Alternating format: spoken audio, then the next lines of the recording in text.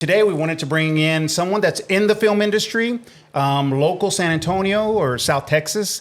And we just want to, I guess, educate our viewers a little bit more about, what's out there, what's going on, what are some things some projects that are happening in San Antonio that pertain to, either acting or even directing or any of those that have to do in the film industry.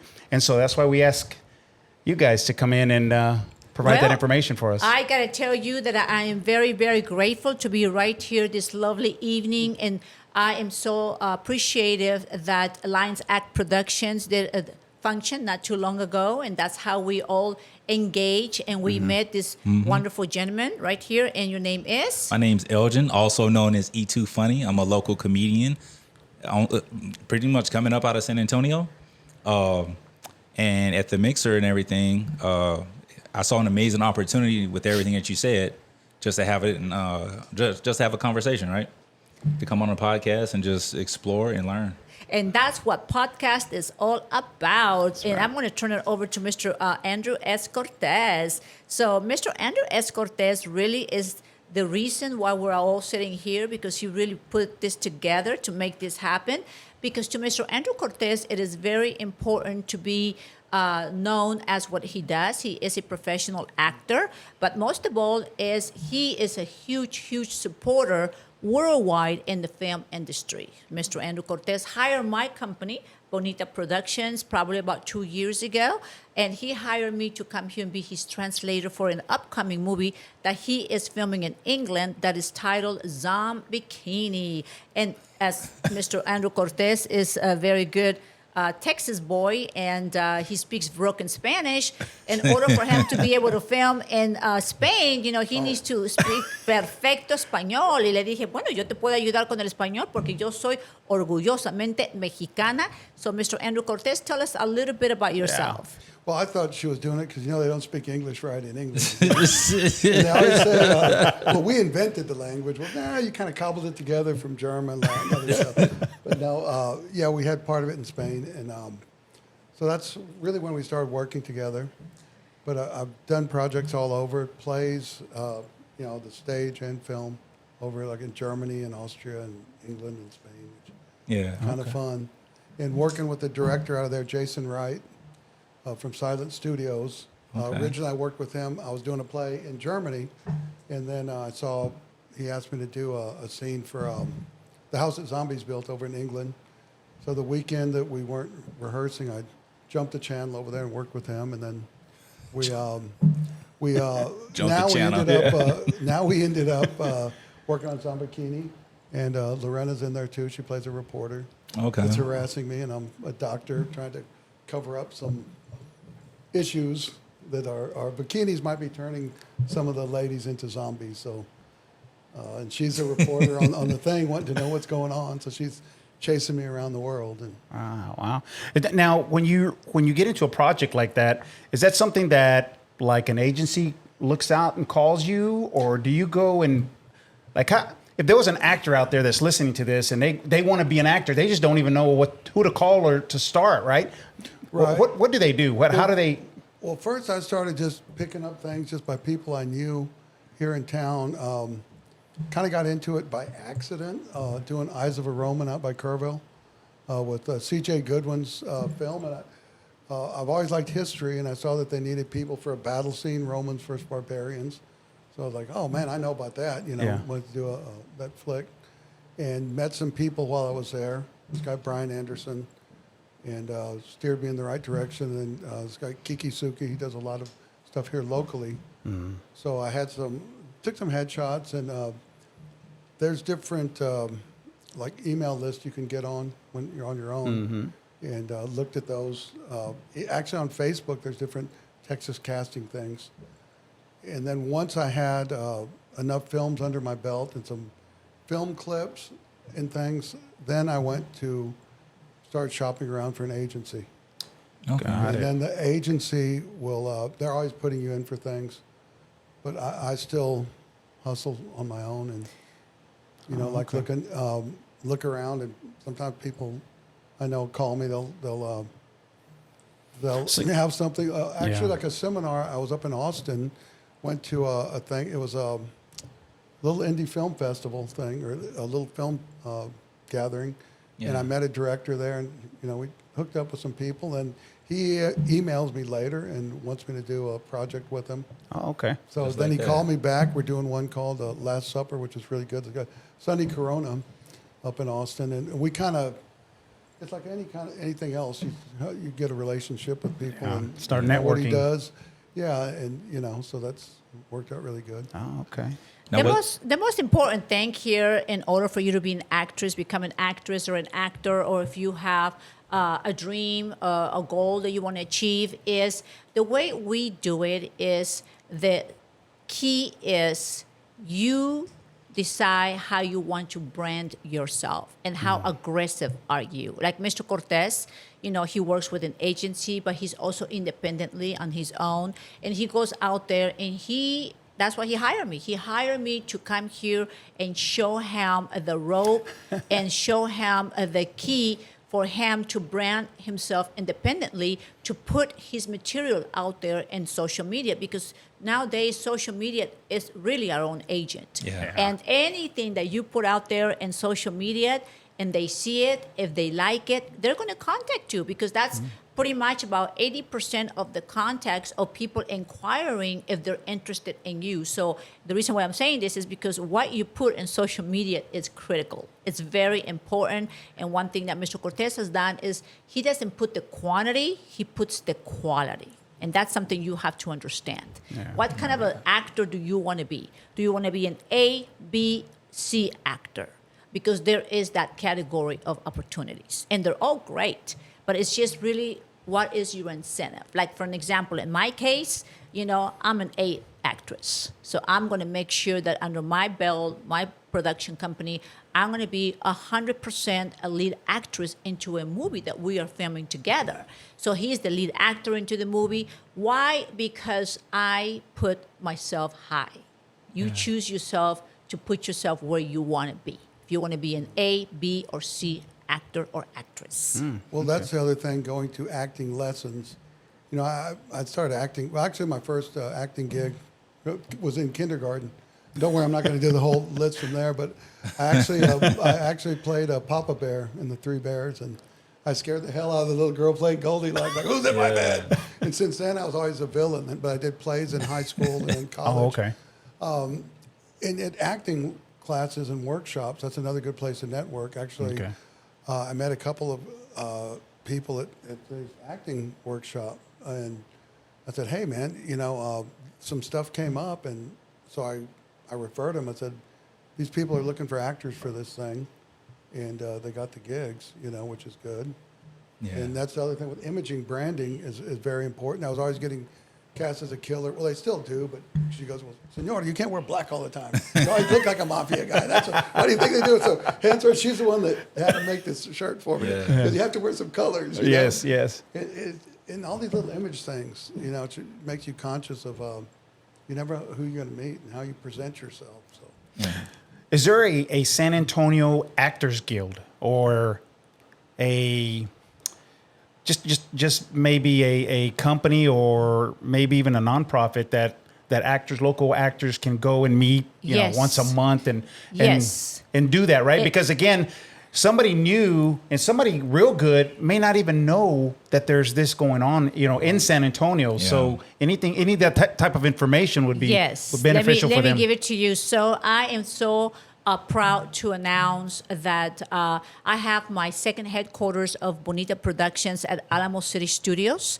Alamo City Studios has been a company that has been established for many, many years locally right here in the heart of San Antonio, Texas. It was founded by Kerry Valderrama, which he has passed on. But now we have a new gentleman that has taken over the entire name, the company, and has a beautiful building. And it's continuing to extend the invitation for all the filmmaker dreamers and makers out there. So what he has done is he has definitely taken Alamo City Studios under his umbrella, and he has put everybody on the spotlight, and they do have a monthly get-together, meet and greet, and unveil your business. It's the best way to connect from directors, writers, producers, editors. I mean, people fly in from all over Texas. So tell them about the owner of Alamo City Studios, Mr. Cortez. Well, Jeremy Kinski, and he's been fixing it up. Actually, they have a really nice podcast area, and it's a good place. There's all different kind of spaces in there. It's a good place to exchange ideas, good artistic space. And I've sometimes, you have to do auditions, and it's hard to find people to read with. And I've been there, and there have been other people there, and get somebody to read an audition with you, or to help them. And actually, there was an actress in from Los Angeles that she got a last-minute rush for a audition. So an acting coach I know here, Steve Benya, gave her my number. So sure, we came over and did it there at Alamo City Studios. Oh, okay. So it can happen like that, as long as you know like where to go find the information to. Yes, Yeah. Alamo City Studios is definitely where Bonita Productions has its second headquarters, because my first headquarters is right here at Techport, San Antonio. That's where I have my company. But the second one is Alamo City Studios. So I do highly invite everyone to become a part, and you can just Google San Antonio, AlamoCityStudios.com, and all the information sitting right there. AlamoCityStudios.com. It's got everything for you and what you need, and all the tools to answer every question that has to do in the film industry. And they are having an event coming up in the next few weeks where they're giving a 3-day free workshop about the film industry connecting with AI.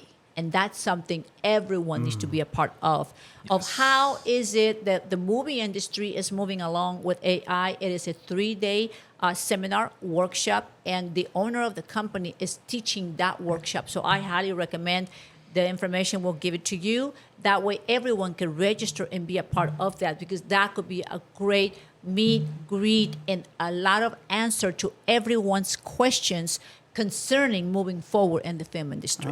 Y'all hear that?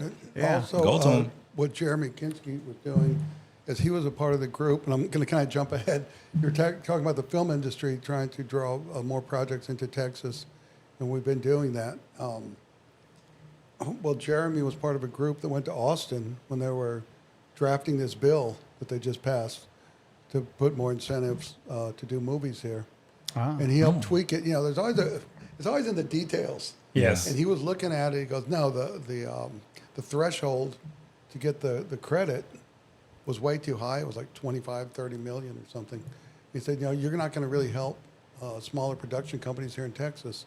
So he helped them craft it where that threshold was lower. I believe it's 1.5 or 2 million, which is still a lot of money. But and other incentives to try to bring in, smaller production companies, and not just have some big company from New York or LA come in and then swipe everything. They get, which Yeah. isn't bad. They do. I've worked for the production companies in Austin, but that way the money helps some of the Texas-based production companies. And talking about Austin, so we know now, I guess, that South by Southwest now is phasing out the music part of the festival. Is that Okay, I didn't hear that. I think one. You got me on that they're one. trying to phase that out, and I think they're trying to just do films, things Yeah. of that nature.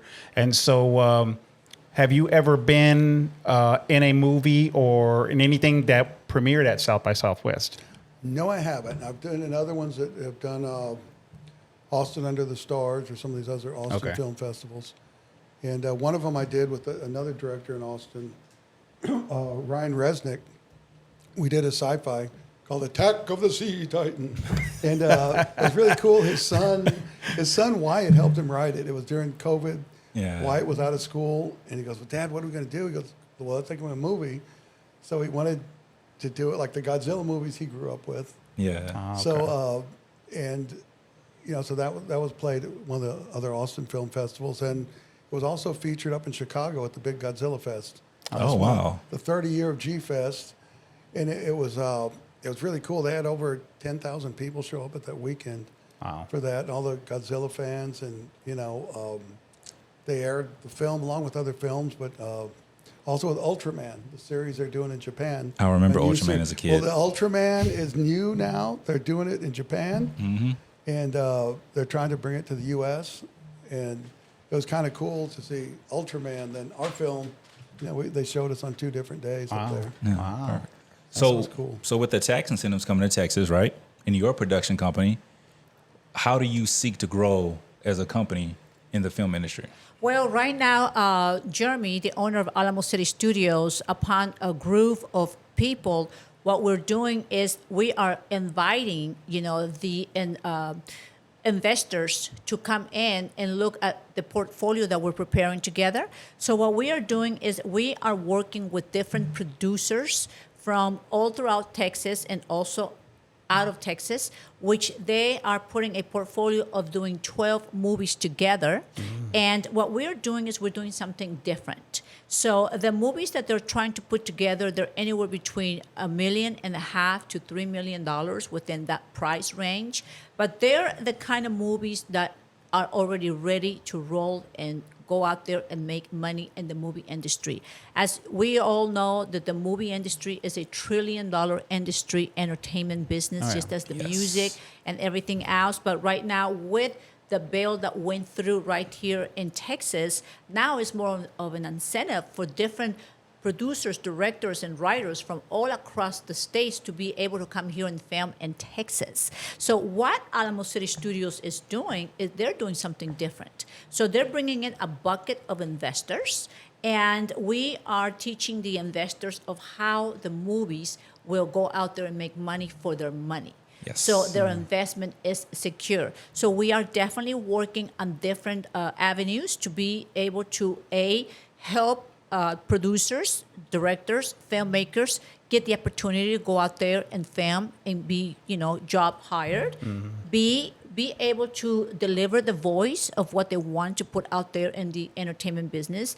And C, we are open for all the other people that believe in the film industry to be able to bring in their plan, because their plan could always be a solution for our questions that we have out there in the film industry. Yeah. So everyone is invited, and that's the nice thing about Alamo City Studios, that Jeremy is being able to open that door for everyone to come here and bring your ideas, and we sit down and we are going to make the best decision and the best negotiating for you if you want to be a part for the film industry. Yeah. Let me ask you, let me just follow up with that. So on those movies that you were talking about, let's say the 30 movies, is that different genre of movies? Yes. Just, from different action to genres. drama? Oh, to- yes, absolutely. Yes. It's not going to be all one theme. It is going to be 12 movies, 12 genres, 12 stories, 12 Okay. of everything. But the beauty about it is that instead of going out and spending $30 million in one movie, they're breaking it up into 12 movies because people want options. Yeah. People want to be able to have that option and not be able to be so expensive out there. Now, another thing that is really rocking the film industry is the vertical filming right here locally in San Antonio. The vertical filming is a new way to deliver your movie, a 90-minute movie, out there to the world and be able to make money in it, with it. So that's exactly what we're working on also. So we are also working on the vertical filming. And so we are inviting different people to be able to bring in and tell us their story. So what we do is we take their story, we do the write-up, and we roll the cameras to convert vertical filming here in San Antonio, Texas. And that's what Bonita Productions is doing. And going back to what Jeremy's doing at Alamo City Studios with, 10, 12 films. Yeah. And it's realistic. It's a good approach. Instead of, we invest all our money into one film and it flops. Yeah. So realistically, out of those 12, 3 of them might just stink or bomb. 4 of them do okay. But you have those. All you need is 1 or 2 films, or one of them that actually, Booms. kept boom. Yeah. So it covers you. I look at it like a mutual fund almost, Yeah. where you're not just investing in one stock. You have this pool that you're working with. Yeah. And then the way he puts it too, with the tax incentive, you get 35% back. Wow. So who's going to go? You go invest. I go buy stocks in Apple or something and spend $10,000. You don't get that money you're already getting 35% back, so you're minimizing your risk. Right. Wow. That's So we fantastic. have That's a lot interesting. of great opportunities. So I really highly recommend you look up Bonita Productions and follow Bonita Productions on Bonita Instagram Productions. because we have the solutions and the answers to a lot. Because that's why I personally am doing my own movie. Mr. Cortez and we are doing Dancing for Passion because that. we are definitely learning all behind the kitchen door. Do you like that? Love that. It's the work of it, yeah, but it's good to be in control of the final product. And I know she's that way. She doesn't. I have to twist her arm and say, "Get somebody else to do this for you." No, but when you're a perfectionist like that, you want it done right. Right. And it's nice to have that control over what we're going to do. Because I've done projects where you don't know how they're going to edit it or what they're going to do or how they're going to try to market it or whatever. So Yeah. we have. Well, there's two kinds of people in life. There is the kind of persons in life that love to put a business and have somebody else run the business or manage, and they right. hire management, they hire, and they run a business. And then there's another kind of people that they build empires. When you build empires, if you're not in control and you're depending on somebody, it's never going to go the way you want for it Yeah, to be. that's And true. it ain't going to go the way you want for it to be, not unless you're in control. That's why when I saw the talent that Mr. Cortez had, and I watched him for a little bit over a year, and I have to tell you, I'm so grateful to him because thanks to him, it definitely opened up a totally different window of opportunity in the film industry. Because if you go back and look at my history and you go into my YouTube channel, I have close to 300 shows in my YouTube channel that are conducting and producing interviews and putting people on the spotlight. But when Mr. Cortez came here and invited me to participate and be an actress in some of the film roles that he was participating, that was a totally different window of opportunity. And when I looked at the talent he had, and not only the talent, but the connections, because the film industry is all about who you know and how do you know how to play. You got to understand the rules. You can't just go out there and from one day to the next day say, oh, I'm a director, I'm a producer, I'm an actress. It doesn't work that way. At least in my experience, I know that I started from from baby steps, from step 1, step 2, step 3, step 4, because I know how to produce. I know how to direct. I know how to record. I know how to edit. I work with 8 cameras at once. I work with TriCasters. I work with sound. I work with lighting. I work with direction. I work with the know-how, because that's exactly what I've been doing for 6 years. Today I say I'm rolling the cameras on me, myself, and I invited Mr. Cortez to be the lead actor because I needed a bodyguard. This little bonita señorita needs a bodyguard. He agreed with it because I want him to have the feel of what does it feel to be in control. You could either own a Ferrari and be in the passenger side, or you could take that little wheel and take control of the Ferrari and take yourself a nice drive. So Well, there you go. they're both good. They're both good, okay? I'm not saying one is better than the other one.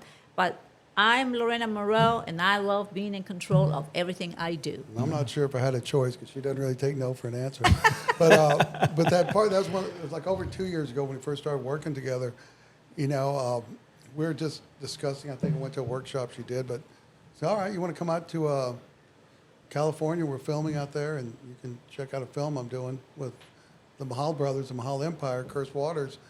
And then she goes, yeah, I'll be out there. I was like, oh, dang, I didn't think she was going to really go. So I had to call them up. Said, hey, man, I have somebody I want to bring on set. And they were cool with it. Yeah. And those guys, and he was an independent filmmaker. I said was because Michael Mahal passed away. Yeah. But that's what kind of got me thinking, no, man, you can do it. Because he'd raise money independently for his films. Wow. On Indiegogo and things. And some of them he'd raise $400,000 Wow. from... He'd have people, man, but that guy would hustle. Yeah. And I was really impressed when we were doing Curse Waters. You weren't out there for that part of it, but we were filmed at CBS Radford Studios in Burbank, California. And man, walk onto that big studio lot and everything. It's like, whoa, man, this is with all the big buildings, all Yeah. those sound stages and Well, they picked me up in a golf cart to get over there. The other guys, they had their nicer cars. But I was like, okay, this is how it's done. So, Michael Muhammad, rest in peace, and his brother's finishing up, because they had 17 or 18 films. And then after that, they met Lorena, and then she was watching their setup. They're lighting people, sound people, and she was just sitting there taking notes the whole time. So, okay, she's Studying. She's serious about that. She was studying. And then what that lady doing? She wasn't like, oh, we're making a movie. No, she was like.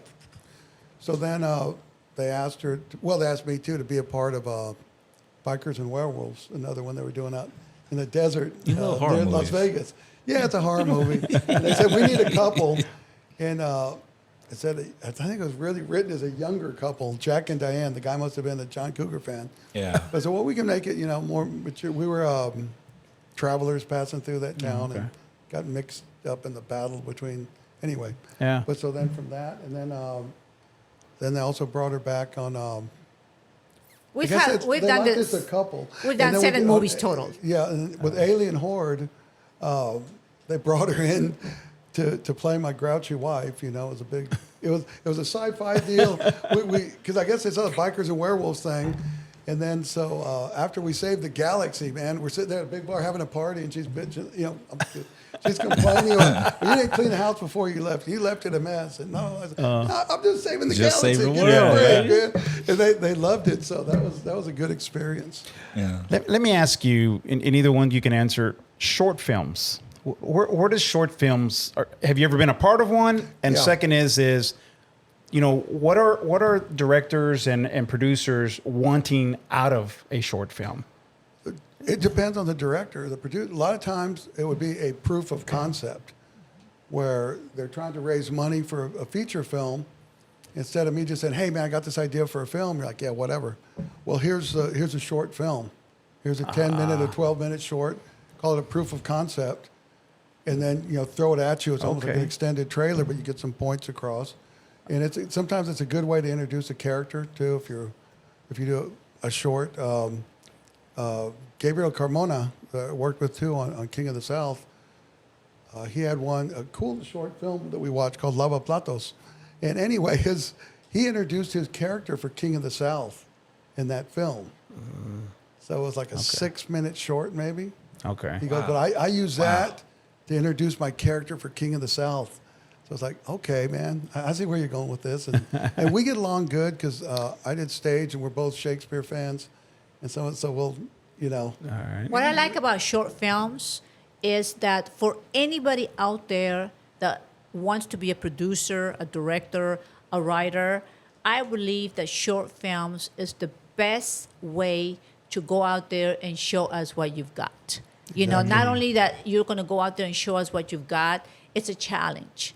And I really do believe that after somebody that's out there and saying, hey, I just want to go over there and roll a short film, they're going to go through the process. And the beauty about it is that they're going to learn behind what it takes to make the real big movie, the real picture. man. Yeah. And so that's where Yeah, Mr. that's where it Cortez gets- comes in and says, okay, so that could be a proof of concept, all right? Because you have to understand the rules about filming. It is expensive. It is very, very expensive if you're going to do a good quality film, and the way I look at it is what you put into it is what you're going to get out of it.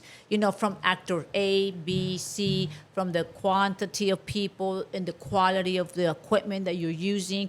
Plus, it gets tricky because you have to know what cameras are allowed where for the platforms to put out there and show and everyone can view your movies. okay. For an Yeah. example, like Netflix, has a totally different dinosaur. They're a totally different animal of how they want their quality. That's why Netflix is Netflix. Like Roku, like these other channels, they do expect for you to have the quality of equipment. But at least with short film, people are making short films with their cell phones nowadays because cell phones are so wonderful and they're great, but at least they get the idea in knowing how they can say, hey, I did a short film. But short films are good because they're short, to the point, and then from right there, the director, the filmmaker is going to decide, okay, do I really want to go out and invest hundreds of thousands of dollars to continue making the long story? Yeah. So that really helps. I've done one that was really moving was called The Empty Chair. I worked with this guy, Andrew Shibe, and it was a SAG short film, so I got my SAG credit, about Elena Samander. She was murdered by a mass murder, and it was about the whole process with the family. And that was specifically done because they already have the script for the whole feature film. So they're out there shopping that, and I hope they do, because it's a really good story to get out there, and really moving story. And I was saying in it, though, you're kind of limited. There's certain things. You go, man, we only have this much time to do this. So, but come the feature film, then we can expand on things. Yeah. Okay. Is there a specific producer or director that you've worked with, and you're like, oh, I got to work with that guy again, or that or that there's lady a couple again? that Sonny Corona, and then well, a lot of them really. I think I've had good experiences. Everybody's a little different. You learn their vision, and I know how Sonny writes. And he said, man, I was helping him come up with something for a scene. I sent it to him. He goes, dude, this is like I wrote it, man. and the good thing is he wrote the character with me in mind. Yeah. So I knew how he wanted to say it. Oh, And then okay. Ryan Resnick, the guy we did Attack of the Sea Titan, that was fun. And he already has the sequel done, Return of the Sea Titan. So, of course, and then Marcus Dava with the Lions Act Productions.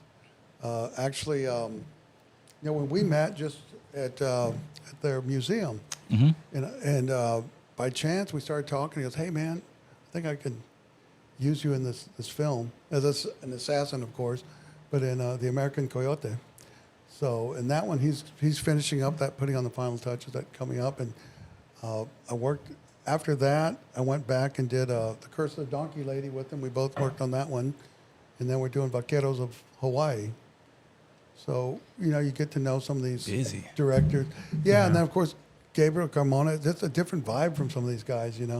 And it's like hanging with them. Everyone's different. And I took him, for his birthday, I bought him the complete book of Shakespeare, because he's going to turn in King of the South. We're going to shake San Antonio up, because We'll make it happen. the way he was writing some of his scenes, man, they're going to be, and we're sitting there very Shakespeare-esque. Every movie has his beauty. That's what I say. And every director has his magic.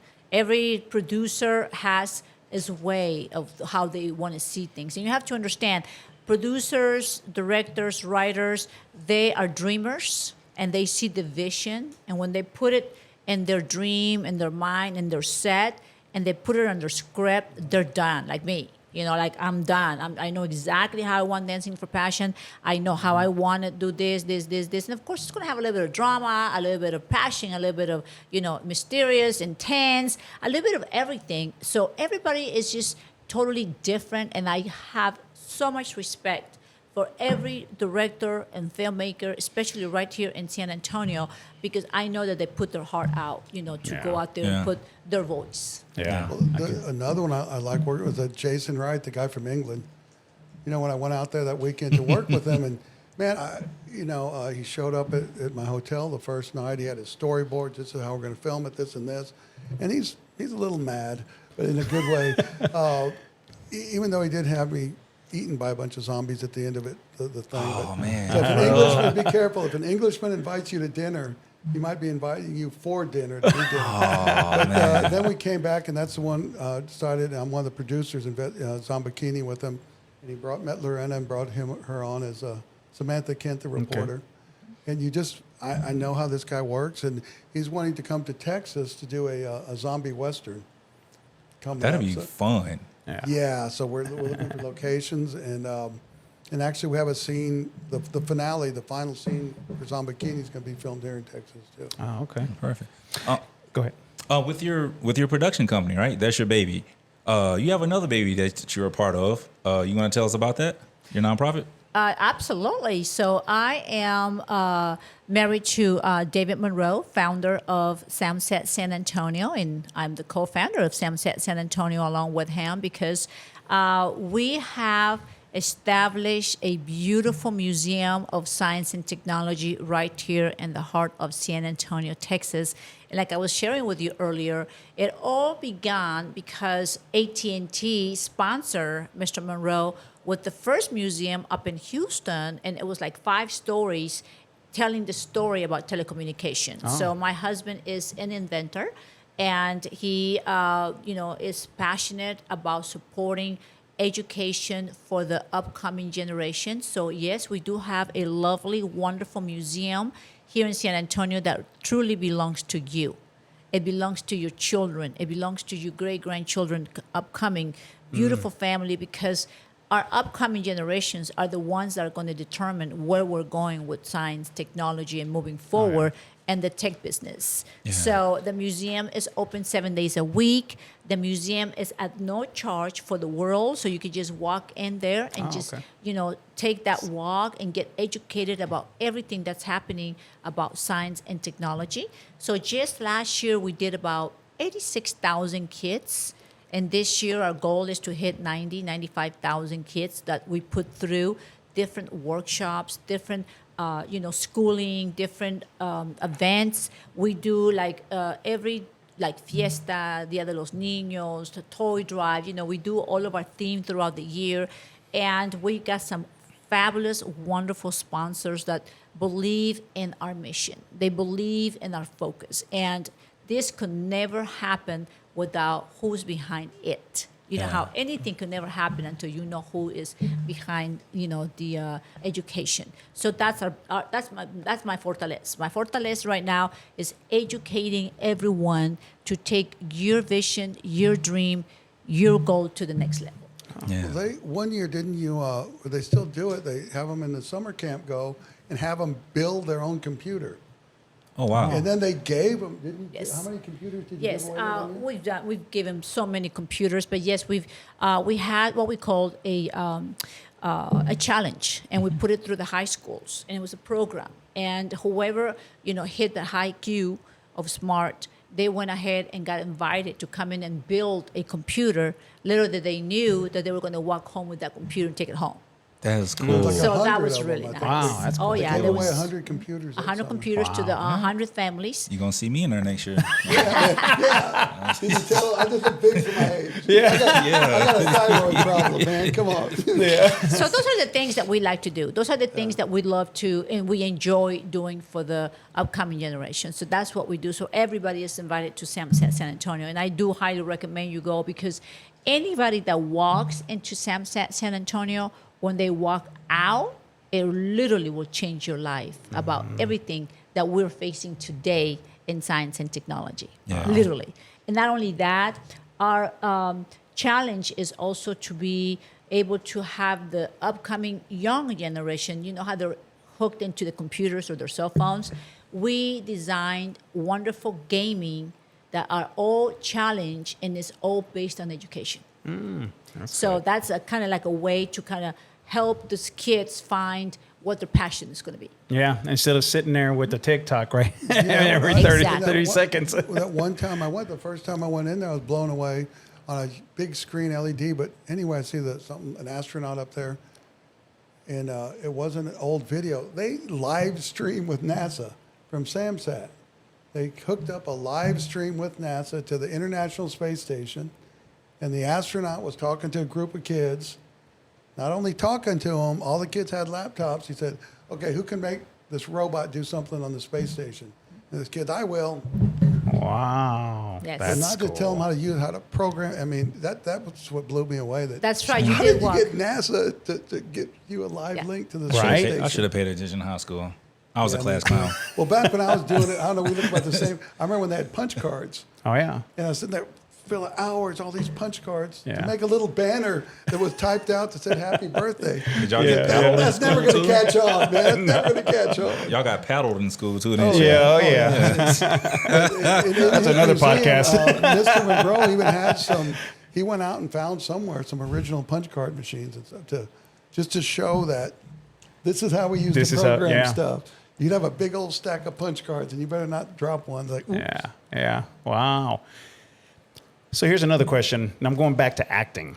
So what genre of films have you done? Meaning westerns, dramas, sci-fi, et cetera, et cetera.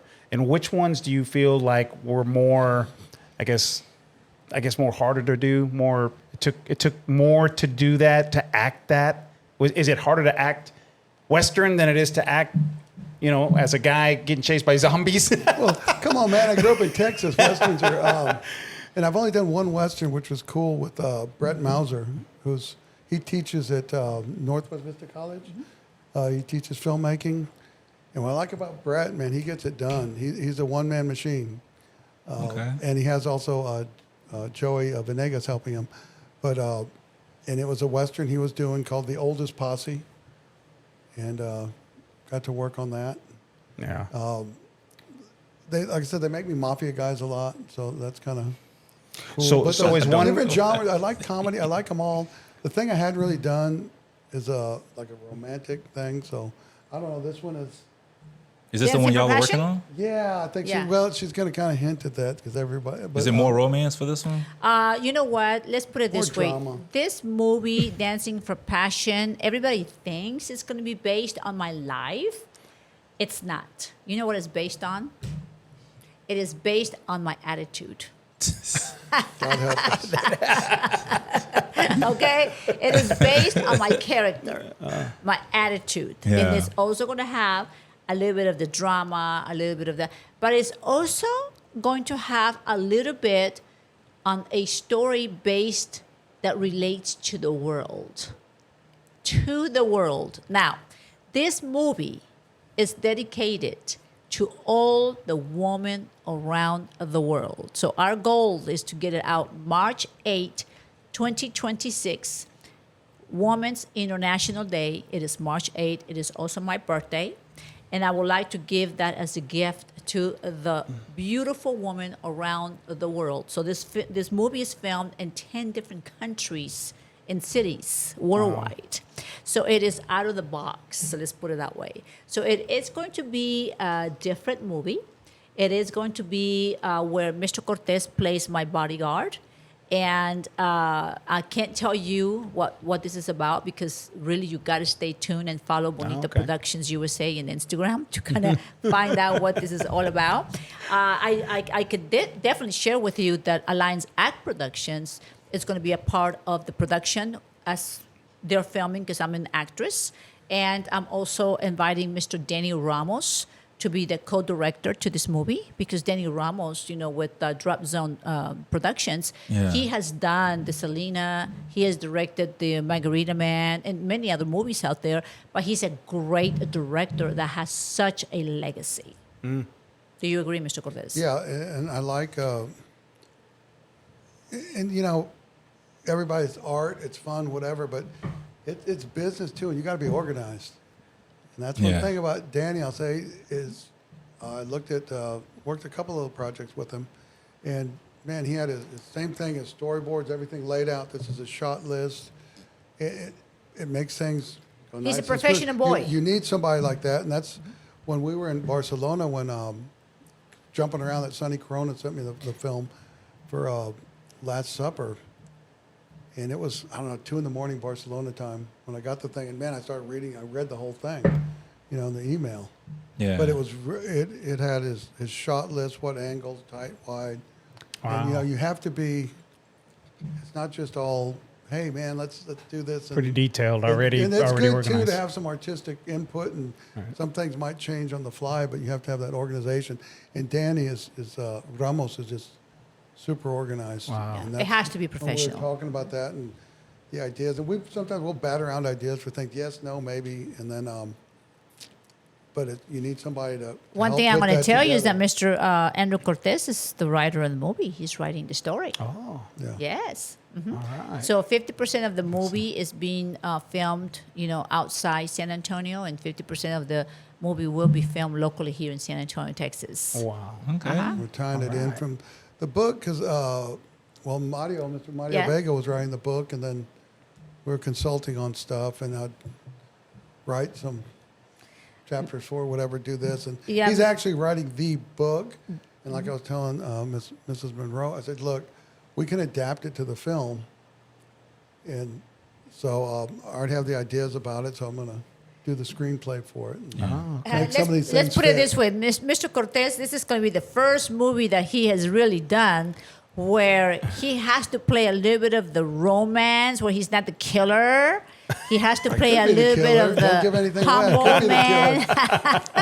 I could be the killer. Here we're going to put a little different twist to it, where someone's going to try to kill him. Oh, The okay. question is, who's the killer, I thought right, you through said the you weren't movie? gonna give away anything away. Now you're I'm just not. putting it all out No, there. I'm not. Just a little tidbit. And this was just a little teaser out there. Yeah. Nothing wrong with a little teaser. Feel the But 50% of the movie is, filmed worldwide, and then 50% of the Yeah. movie. And Mr. Cortez is the writer of this movie, which I'm excited. And Mr. Mario Vega is the one that's doing the book. And the book should be coming up really soon. We're hoping to have it as a book celebration and book writing for Christmas.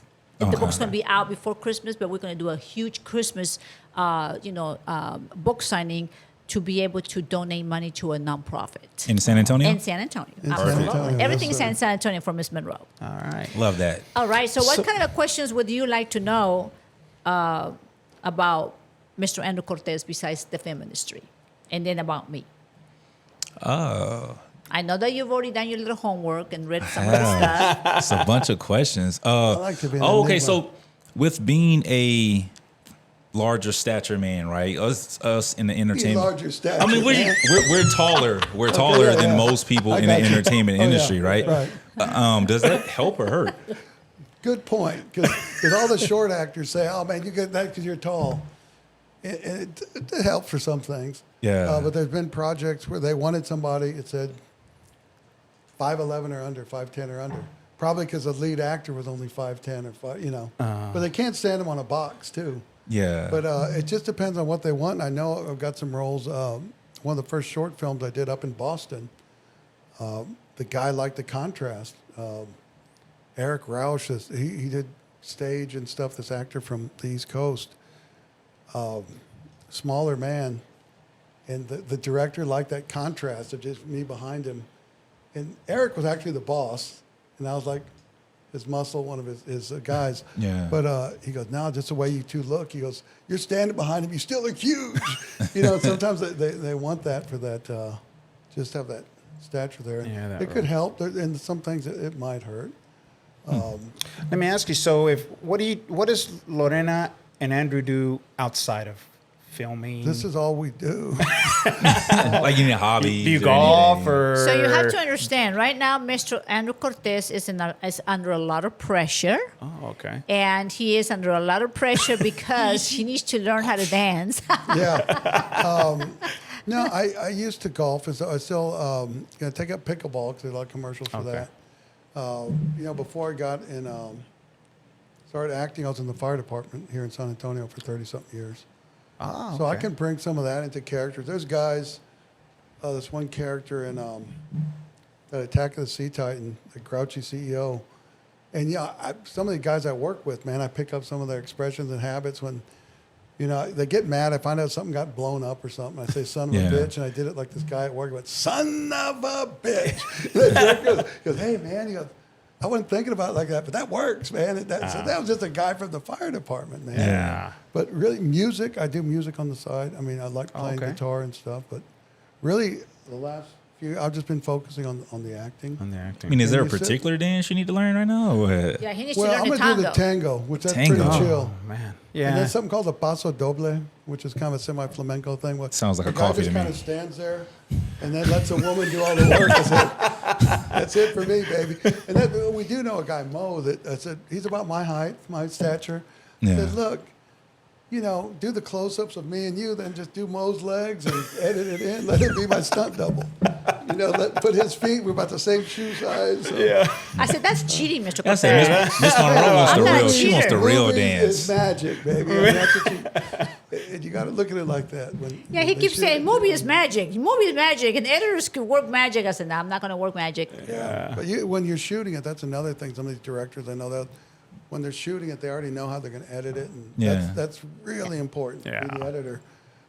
That Brett Mauser, the first time I worked with him on Night Watchman, and we're doing this one scene. It was a big, crazy scene. And I think somebody had a stationary camera. He's going through with a handheld, did a couple of takes. And I said, oh, what's this, that's it? Well, then I saw how he edited it, and he already knew how he wanted to edit the whole thing. Yeah.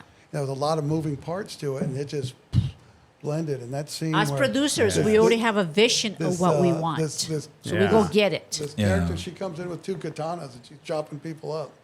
It's chaotic. And then I go to shoot her, then she comes up with a double katana and cuts my hand off. Well, he Movie. was getting all his shots in. And then Joey had I think a stationary. I said, won't you be in his frame? He goes, I'll edit it out. He's like, what's the big deal, man? I'm editing it. But he got his shots, and then and he gets his work out fast. That's the other thing. That's what's frustrating. It's the waiting. You do something, it's like, oh man, when are you gonna, when's it gonna come out? And you have to understand that most movies are anywhere between a year to 2 years to film and direct. And the editing, some of them take years to edit. Wow. So it's not just flipping tacos. I mean, there's an art to it. Yeah. If it's going to be a good movie, Now, under our movie, we're working under a lot of pressure, so we are going to get some involvement to help us put it together. But at least I'm filming it. I already know what I want, how I want it, and it's going to be totally a different movie. It's not going to be your typical movie that you're going to go watch. I mean, just taking it out of San Antonio to 10 different countries and cities, that's already out of the box. So Yeah. we like doing things out of the box. And that's a writing challenge. I tell her, she goes, hey, I'm going to go here. I said, okay, how do I fit that in? Yeah. You're the writer. Make it work. Okay. I said, damn. Okay, it's fiction. Okay, we have to make it. All right, I'll work it in there. Wow. Yeah. Wow. Just remember, we only have so much time for this movie, so we're going to have to limit the amount of trips. And I love putting the Mr. Cortez story. through a challenge, because he's always kind of the gentleman that, he works, one step at a time. And I'm the kind of person that just knows exactly how I want it. So we're going to make it happen. I mean, we're not going to sleep, but we're going to deliver it. You know what I mean? No sleep. So he's working under a lot of pressure, believe me. Well, if somebody wanted to go see an Andrew movie, what platforms do they go to see you There's a couple on YouTube, I know, and then on Tubi. on Tubi? I know Eyes of a Roman's on Tubi. I don't know where the Night Watchman series is right now. I think it's on Tubi. And on YouTube. I mean, there's a couple. The best thing to do is also go to the IMDb. IMDb, and yeah. put his IMDb name. page. Because once you put his name out there, he's everywhere. I know. Like Yeah. me, if you put my name out there, I'm everywhere. Why? Because that's our business. Yeah. Yeah. Our business is to promote what we do, our platform, and we also promote everybody along, like you guys. Yeah. I'll Yes. be promoting you and talking about you, and so we all kind of combine together. Now, remember, how you want to be successful in your podcast moving forward is exactly how you're going to deliver in the social media. So Yeah. that everything counts. Everything's And that was a good plug. Go to imdb.com and enter Andrew S. Cortez or Lorena Monroe, and you can see all their stuff. Like I said, somewhere on YouTube. Yeah. And your Four- Instagrams, TikToks. Four Unto Us is on YouTube, and that was one where I was Rome. Attack of the Sea Titans on there, and then I was in season 1 of the Netflix series Mo that they shot in Houston. Okay. So that was, one of them. That's But good. Perfect. Wow. Perfect, man. Well, I tell you what, I've gotten so much information. We probably could go on another 30 minutes, but we Yeah, let's probably go. get- We're getting we know assigned you've to got go. other engagements, but we want to thank you first of all for coming Yes. and really giving us some education of not only yourselves but of the industry, right? For anybody out there that's going to watch that wants to be an actor or director, now they've got some avenues there that they can pursue on their own, right? Because Right. they may not know. Especially And- with San Antonio blowing And up. the other thing, Yeah. go do. I'll tell guys, go do college films. I mean, those guys get their stuff out because they have to for their grade. For their projects You and can stuff. look on, mailing different ones, and either here locally or in Austin, like UT Austin. I worked on a couple of good student films, Okay. and that way you get a video clip of you in a speaking role Yeah. that you can use to send to an agent, or if you put in for an acting role, Portfolio. they want to see what you sound like and stuff, Yeah. and they want to see. So you can get those by doing student films. It helps the students, and it helps yourself. And Good I advice. also help a lot of people and connecting a lot of people. I'm very well connected with the community of San Antonio and out of the box. So people can come and look out for Bonita Productions at Alamo City Studios.